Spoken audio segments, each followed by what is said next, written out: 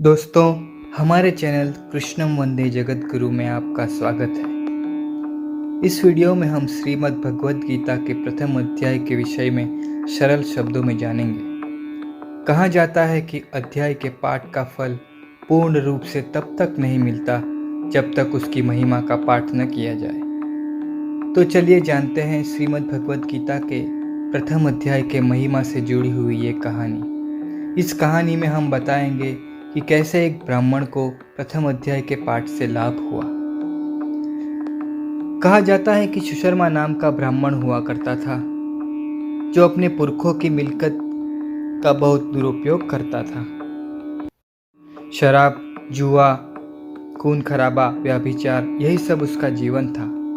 उसके कुकर्मों की वजह से वह दूसरे जन्म में बैल के रूप में अवतरित हुआ। एक लंगड़ा भिखारी भीख मांगने के लिए उस बैल को सवारी के लिए उपयोग करता था। भिखारी से उसको कभी पर्याप्त खाना उपलब्ध नहीं होता था। भूख के कारण दिन प्रतिदिन वह दुर्बल होता गया और एक दिन चलते चलते रास्ते में ही गिर पड़ा। भिखारी ने उसे वही त्याग दिया। कुछ समय पश्चात बैल अपनी आखिरी सांस गिनने लगा। इकट्ठे हुए लोग सोचने लगे कि वह अब अभी प्राण त्याग देगा। सुबह से शाम हो गई, लेकिन उसको मृत्यु प्राप्त नहीं हुई।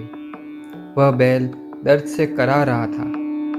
उसके दर्द को देख के लोगों ने अपने व्रत जप के पुण्य को उसको अर्पित करने लगे, जिससे कि उसको मृत्यु प्राप्त हो। इन सब के बावजूद उसका दर्द बढ़ता ही जा रहा था। वहां से गुजरती हुई गणिका ने बैल को दर्द में देखा और मन ही मन बोली, हे प्रभु, जीवन में मैंने सोच के समझ के कभी कोई पुण्य नहीं किया, लेकिन अगर कभी अनजाने में भी कोई पुण्य किया हो तो वो मैं उस बैल को देना चाहती हूँ, जिससे कि उसे मृत्यु प्राप्त हो और उसकी आत्मा को शांति मिले। इतना कहते ही बैल का शरीर शांत होने लगा और उसके प्राण निकल गए। लोगों को बड़ा अचंभा हुआ। लोगों के अचंभे के बीच वह गणिका तुरंत ही वहां से चली गई। बैल के अवतार में सुशर्मा ने अपने मालिक की बहुत सेवा की थी, जिस पुण्य के चलते उसका अगला जन्म ब्राह्मण कुल में हुआ। जैसे जैसे वह बड़ा होता गया, वेद शास्त्र के अध्ययन करने लगा। पूर्व जन्म के पुण्य और शास्त्र के अध्ययन के कारण सुशर्मा को अपने पूर्व जीवन का ज्ञान हुआ। सुशर्मा को यह जान के बहुत आश्चर्य हुआ कि गणिका जैसी अधम स्त्री ने ऐसा कौन सा पुण्य किया होगा जिसके चलते बैल की आत्मा को शांति मिली। बहुत सोचने के पश्चात सुशर्मा ने उस गणिका को मिलने का निर्णय किया और वह उसे मिलने निकल पड़ा। वह गणिका वृद्ध हो चुकी थी और वह तप एवं भक्ति से भरा जीवन व्यतीत कर रही थी। जब सुशर्मा उसके निवास स्थान पर पहुंचा, तब विद्वान ब्राह्मण को अपने घर आया हुए देख उसने ब्राह्मण का स्वागत किया। सुशर्मा ने उसके पूर्व जन्म की बात कही और पूछा, हे देवी, आपने ऐसा कौन सा पुण्य किया था जिससे मेरी सद्गति हुई और ब्राह्मण कुल में जन्म मिला। गणिका ने बताया, हे ब्राह्मण, जैसा कि आप जानते हैं, मेरा काम और जीवन पाप से भरा होता है, इसलिए मैंने जानकर तो कोई पुण्य किया नहीं था।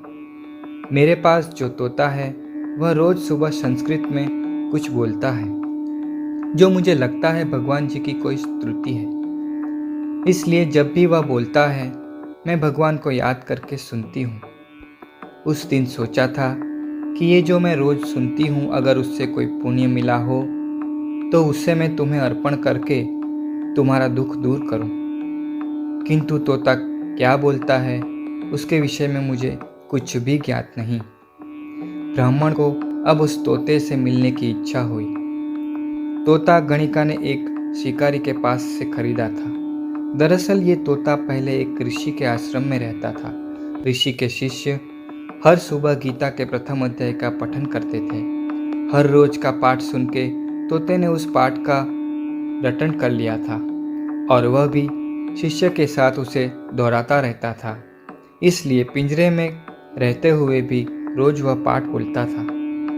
ब्राह्मण ने तोते से वह पाठ सुना और उसे पता चल गया कि यह श्रीमद् भगवद गीता का पहला अध्याय है। उस दिन से गणिका और सुशर्मा ने गीता के पहले अध्याय का रोज पाठ करना शुरू किया। हर रोज यह पाठ करने से अंतिम समय में गणिका, तोता और ब्राह्मण जब उनकी मृत्यु हुई तब तीनों को दिव्य गति प्राप्त हुई। तो दोस्तों, इस तरह कहानी से हमने गीता के प्रथम अध्याय की महिमा जानी। अब हम प्रथम अध्याय के पाठ का सार सुनेंगे। कौरवों ने पांडवों को अपने हक का राजभाग दिया नहीं। श्री कृष्ण ने समझाया, फिर भी समझौता न हो पाने से युद्ध की तैयारी शुरू हो गई। कुरुक्षेत्र के मैदान में दोनों सैन्य आमने सामने थे। क्योंकि कौरवों के पिता अंध थे, उन्हें युद्ध के विषय में जानने की तीव्र इच्छा थी। वेद व्यास जी ने उनके सेवक संजय को दिव्य दृष्टि दी थी, इसलिए युद्ध मैदान में हो रही हर घटना वो देख पा रहे थे और धृतराष्ट्र को बता रहे थे। भगवान श्री कृष्ण, जो कि अर्जुन के सारथी बने थे, अर्जुन के कहने पर उन्होंने रथ को दो सेनाओं के बीच लाकर खड़ा किया। अर्जुन ने दोनों सेनाओं का निरीक्षण किया। उसने अपने ही सगे मित्र, गुरुजन, संतानों को दोनों सेनाओं में देखा। अर्जुन को अत्यंत दुख हुआ। राज पाने की लड़ाई में अपने ही आत्मजनों का वध करने की बात उसे दुखी कर रही थी।